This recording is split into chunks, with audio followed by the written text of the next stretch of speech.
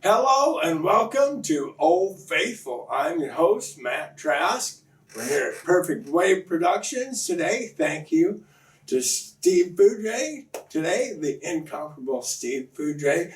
No Black Hills Blend Espresso again this week. Please support them at their two locations in Rapid City. My guest today is Andrea Merez. It's so nice to finally meet you. It's very nice to meet you. And I have never met her. This is, yet another girl. I am really enjoying this. And yet another performer that I have not met. So it's very nice to meet you. Maybe I already said that. Why don't you go ahead and tell us about you? See, I'm no good at this. See? Well, I'm a Leo. I have 3 kids. Okay. I like walks on the beach. Uh-huh. And guitars. Sure. Yeah. World peace? Of course. Okay. Excellent. I thought maybe we'd have to shut the camera off. Yeah. Retake. Right. Well, I'm Andrea Merez. Okay. I'm not Jason Mraz's little sister, even though it's a rumor. And I've lived in Rapid for about 12 years now. Oh. But I did grow up pretty close in 2 small towns, Oryx and Edgemont. And I was born in Memphis, Tennessee. And we've got a good story going already here. Yeah. So tell us about your guitar playing adventure, musical influences. Well, I'm pretty sure my first memory, I was on a stage. My father and my mom had a band way back in the day. Okay. Back when outlaw country was really, really cool and urban cowboy era. Oh, wow. And I was about 3 at my earliest memory, and they were doing a dance, I think in Buffalo Gap or something. And I just always knew I wanted to play music, and I loved Elvis Presley, and I'd sing to Elvis, and he was from Mississippi and Tennessee, and I was from Mississippi and Tennessee. Oh, not from Edgemont. No. Okay, good. Yeah. He was not. And when I was about 10, I talked my mom into showing me GCD. Okay. And she taught me a Willie Nelson song, Me and Paul. I hope it's Willie Nelson that sings that, because that'd be embarrassing. He wrote it. Okay. He was among the people who sang it. Yeah. Yeah, and then from there I just kept wanting to learn more. And when I was in high school, I was about 16, I was working at a Black Hills Gold store in Hot Springs. Mm-hmm. And a music store had just opened up next door. And for Hot Springs to get a guitar shop was just like the coolest. Big deal, yeah. Yeah, so on all of my breaks and when I'd get off work, I'd go over next door and I'd just touch all the guitars and I'd play with them. And I started writing more and more songs. And when I got a little bit older, I started having kids, like some of us do. So I put my instruments away for a while, and then finally I just decided I wanted to do, and I just started going to open mics and met some really great people and got some doors opened, and then I've just been playing music around here ever since, and that was probably close to 5 years ago. Okay. A couple of questions or comments. Number 1, you have to help me get your mother on this show. I'm trying. She has several vintage instruments that I definitely want on this show. 2, did you buy a guitar from the guitar shop in Hot Springs? I did not. You did not? No. They were always too expensive. Okay. And sadly it's not there anymore. So. Okay. But it was a really cool place, and I would have loved to have bought one, but. Right, but you didn't. Yeah. What guitars were you playing at the time that you put away? That I put away before I. Well, you were saying you put your guitars away for a while. You went to have kids. I had some cheapos. Like okay. I had a Johnson. Everybody's had a Johnson guitar at one point. And it has a pretty good sound, but it was kind of and I lucked out when I was in high school. My mom and I went to a pawn shop, and there was an Arbor big body thin, electric guitar, and kind of like my Gibson Dream. I like the thin ones. Right. And it was like $350. And so Arbor doesn't have that great of a name. Right. But when I played it and we messed around. What amp did you play through at that time? Do you remember? Just a little tiny Marshall that was smaller than this. Oh, okay. And that one was pretty good. And then I had a little Fender amp, pretty good for a 16-year-old who didn't know what she was doing. But they worked until I got older. So the guitar that you're holding, did we purchase this 5 years ago at the beginning of our performing adventure? My mother actually purchased this one. And my mom bought me this guitar, and it wasn't, as you can tell, it's not a... Not the Sonoran, not turquoise. Yes, yeah.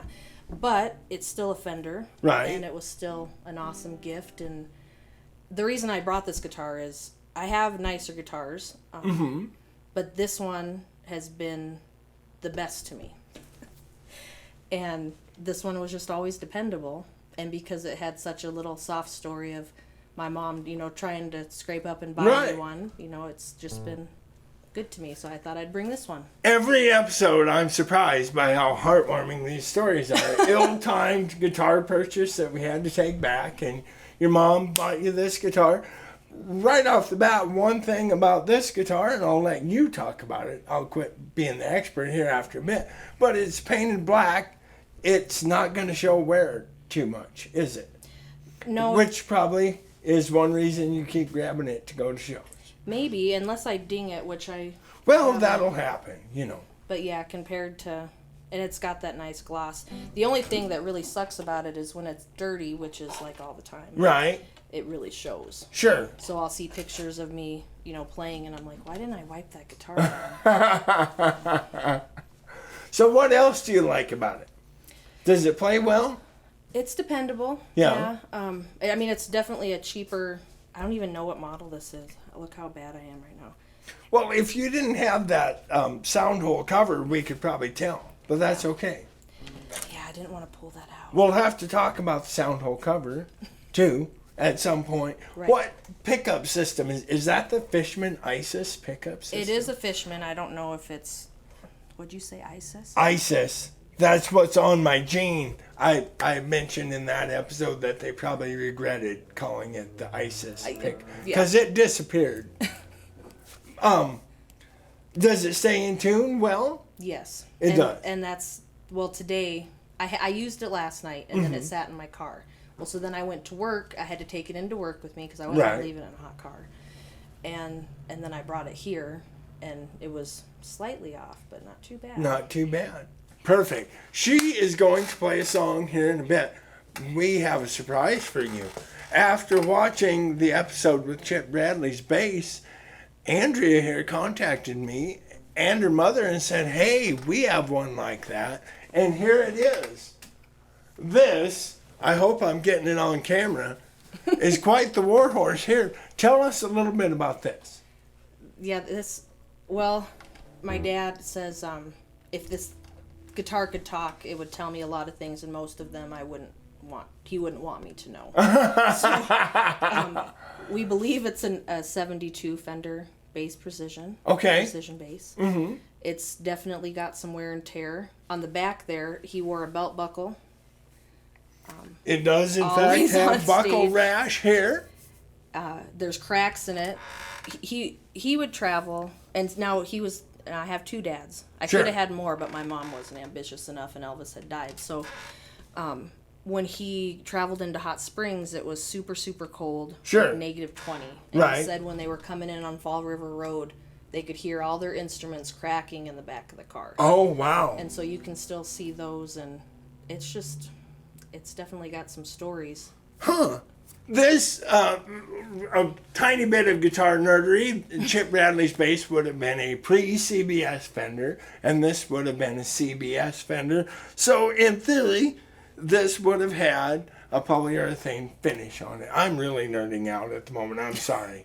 Don't look so long. But it's got phenomenal, beautiful, we call that checking, and it looks wonderful. This is super. And the headstock, I can't get over this. It's got perhaps more wear than Chip's headstock. I really thank you for bringing it in. Yeah. I was going to attempt to play it upside down. We didn't have time for that. We're just going to put it back.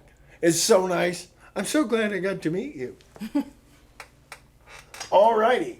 What else do we have here? Remember my sponsorship with Trask Hay LLC. Large, round, and square bales. 515-0858.